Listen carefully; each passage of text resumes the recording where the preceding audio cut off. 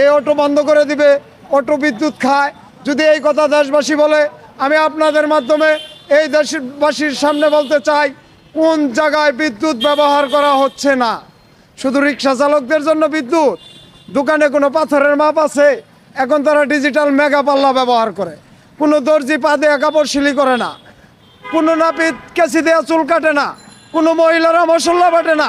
আপনারা রান্না করার জন্য প্রেসার কুকার, গরম করার জন্য ওভেন, কাপড় ধোয়ার জন্য ওয়াশিং মেশিন, রুম গরম করার জন্য হিটার, গরমে ঠান্ডা পাওয়ার জন্য এসি, সব কিছু ব্যবহার করবেন।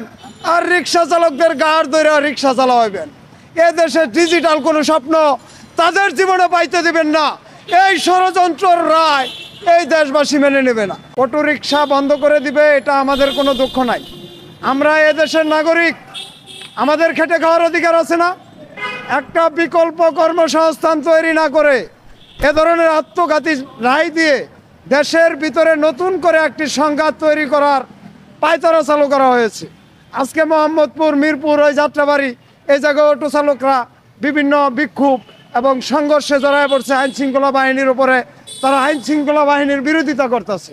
কিন্তু গত 2 দিন আগেও এই শহরে অটো চালকদের পক্ষ থেকে কোনো ধরনের আন্দোলন ছিল না।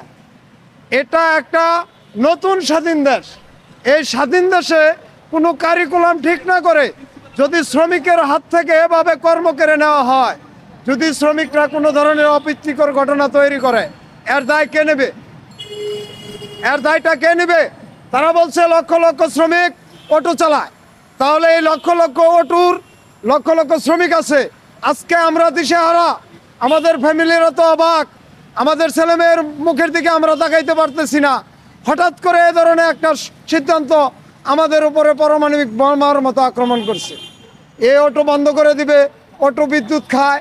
যদি এই কথা দেশবাসী বলে, আমি আপনাদের মাধ্যমে এই দেশবাসীর সামনে বলতে চাই, কোন জায়গায় বিদ্যুৎ ব্যবহার করা হচ্ছে না। শুধু রিক্সা চালকদের জন্য বিদ্যুৎ, দোকানে কোনো পাথরের মাপ আছে, এখন তারা ডিজিটাল মেগা পাল্লা ব্যবহার করে। কোনো দর্জি পা দেয়া কাপড় সিলি করে না, কোনো নাপিত কেঁচি দেয়া চুল কাটে না, কোনো মহিলারা মশলা বাটে না। আপনারা রান্না করার জন্য প্রেসার কুকার, গরম করার জন্য ওভেন, কাপড় ধোয়ার জন্য ওয়াশিং মেশিন, রুম গরম করার জন্য হিটার, গরমে ঠান্ডা পাওয়ার জন্য এসি, সব কিছু ব্যবহার করবেন। আর রিক্সা চালকদের গাড় ধরে রিক্সা চালাবেন। এ দেশে ডিজিটাল কোনো স্বপ্ন তাদের জীবনে পাইতে দিবেন না। এই ষড়যন্ত্রের রায় এই দেশবাসী মেনে নেবে না। এই বৈষম্য বিরোধী আন্দোলনের লক্ষ্য হলো বৈষম্য দূর করা। তারা যদি বিচারপতিদের বৈষম্য দূর না করে, এই দেশ থেকে বৈষম্য দূর হবে না। এই রায়ের ভিতরে বৈষম্য প্রতীয়মান। আপনারা দেখতে পাচ্ছেন, প্রিয় দেশবাসী, 36 দিন আন্দোলন ছিল, এখানে চাকার ইঞ্জিনের কোনো গাড়ি ছিল না। এই ইট পাটকেলের ভিতরে রিক্সাওয়ালারা রিক্সা টাইনা নিয়ে যাইতে পারতো না।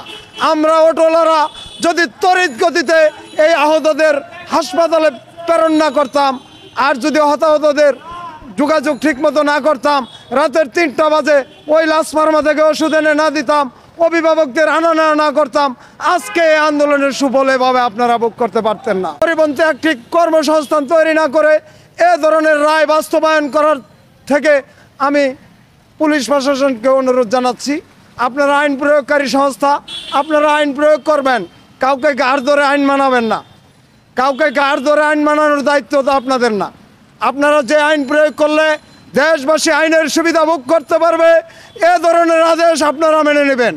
আমাদের কর্মসংস্থান তৈরি না করে অটোর বিরুদ্ধে যে ধরনের আদেশই আসুক না কেন, এই আদেশ না মানার জন্য আমি সমস্ত আইন প্রশাসন, আইন প্রয়োগকারী সংস্থার প্রতি অনুরোধ জানাচ্ছি।